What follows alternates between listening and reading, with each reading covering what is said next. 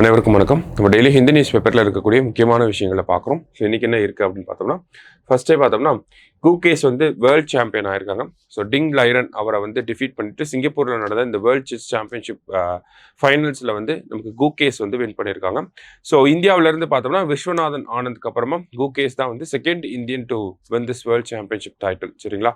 அதே மாதிரி only third Asian. ஓகேங்களா? விஸ்வநாதன் ஆனந்த், டிங் லைரன், அடுத்தது கூகேஷ். இவங்க தான் 3 பேர் ஏஷியாவிலேருந்து வின் பண்ணது. 2 ஏஷியன்ஸ்க்கு நடுவில் நடந்த ஒரு ஃபைனல்ஸ்னாலும் அது இந்த ஃபைனல்ஸ் தான். அதே மாதிரி ரஷ்யாவை சேர்ந்த கேரி காஸ்பரோவ் அப்படின்னு சொல்லி ஒருத்தர் இருக்கார். அவர் தான் யங்கஸ்ட் பிளேயராக இருந்தார் இவ்வளவு நாளாக. இப்போ கூகேஸ் வந்து அந்த ஒரு ரெக்கார்டை ஒரு 40 வருஷம் கழிச்சு டிஃபீட் பண்ணியிருக்காங்க. சரிங்களா? ஸோ அதுதான் இந்த இடத்துல நமக்கு கொடுத்துருக்காங்க. ஸோ நெக்ஸ்ட் பார்த்தோம் அப்படின்னா நமக்கு டைரக்டாக எடிட்டோரியல் பேஜில் ஜஸ்ட் ஒரு டிஸ்கஷன் இருந்துச்சு. என்ன டிஸ்கஷன் அப்படின்னு பார்த்தோம்னா, the missing spotlight on urban local government polls அப்படின்னு சொல்லி கொடுத்துருக்காங்க. ஓகேவா? ஸோ அர்பன் லோக்கல் பாடிஸ் நமக்கு தெரியும்.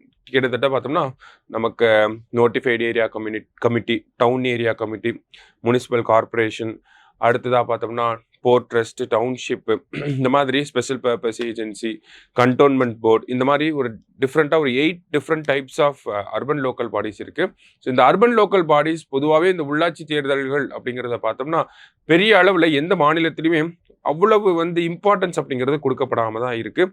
தேர்தல்கள் அப்படிங்கிறது அந்த 5 வருஷத்துக்கு ஒரு தடவை ஃப்ரீக்வெண்ட்டாக அந்த ரெகுலரான எலெக்ஷன்ஸ் அப்படிங்கிறது நடக்காம தான் இருக்கு. அந்த ஒரு இஷ்யூவை பற்றி தான் இந்த இடத்துல பேசியிருக்காங்க. எப்படி நம்ம ஒரு மாநிலத்தில் வந்து தேர்தல் நடத்தலை அப்படின்னு 5 வருஷத்துக்கு ஒரு தடவை தேர்தல் வர்றேன்னா அது எப்படி ஒரு பெரிய சர்ச்சையாக மாறுதோ, அதே மாதிரி தான் உள்ளாட்சி அமைப்புகளுக்கும் 5 வருஷத்துக்கு ஒரு தடவை கட்டாயம் தேர்தல்களை நடத்தியிருக்கணும். அப்போ தான் அக்கௌண்டபிலிட்டி அப்படிங்கிறது நமக்கு அந்த எலெக்டட் ரெப்ரசன்டேட்டிவ்ஸோட அக்கௌண்டபிலிட்டி அப்படிங்கிறது இம்ப்ரூவ் ஆகும். அதே மாதிரி பார்த்தோம்னா உள்ளாட்சி தேர்தல்கள் அப்படிங்கிறத நடத்தினாதான், ஏன்னா அவங்க தான் அந்த மாவட்ட அளவில் அந்த அர்பன் ரீஜனில் பார்த்தோம்னா நிர்வாகத்தை செயல்படுத்தக்கூடிய ஒரு அதிகாரிகளாக அவங்க தான் இருக்காங்க. ஓகேங்களா? அதிகாரம் பெற்றவர்களாக அவங்க தான் இருக்காங்க.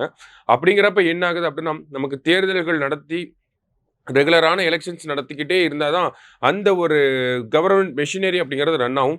டெவலப்மெண்ட் அப்படிங்கிறது நமக்கு நடக்கும். எக்கனாமிக் க்ரோத் அப்படிங்கிறது அப்போ தான் நம்மளால இன்னும் ஆல்ரெடி நமக்கு எக்கனாமிக் க்ரோத் இருக்க தான் செய்து, இல்லாமல் இருக்காது.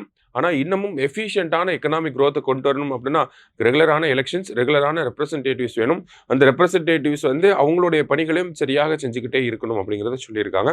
அதே மாதிரி பார்த்தோம்னா ரெகுலராக எலெக்ஷன்ஸ் நடக்காமல் இருக்கிறதுனால என்ன ஆகுது அப்படின்னு பார்த்தோம்னா நமக்கு ஸ்கீம்ஸோட இம்ப்ளிமெண்டேஷன் அப்படிங்கிறது ரொம்பவே பாதிக்கப்படுது. சரிங்களா? ஸோ பெட்டர் இம்ப்ளிமெண்டேஷன் வேணும் அப்படின்னாலுமே நமக்கு இந்த ரெகுலர் எலெக்ஷன்ஸ் அப்படிங்கிறத கட்டாயம் நடத்தி ஆகணும்.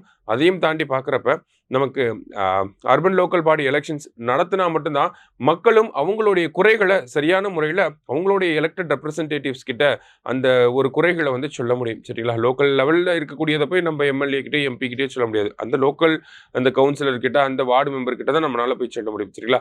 ஸோ அப்போ இந்த மாதிரியான குறைகளை தீர்க்கணும் அப்படின்னா அதுக்கு ரெகுலரான எலெக்ஷன்ஸ் வேணும் அப்படிங்கிறது தான் இந்த இடத்துல நமக்கு இந்த ஆர்டிகலில் அந்த ரெகுலராக எலெக்ஷன்ஸ் நடத்தலைன்னா என்ன மாதிரியான பாதிப்புகள் இருக்கும் அப்படிங்கிறத ஜஸ்ட் டிஸ்கஸ் பண்ணியிருக்காங்க.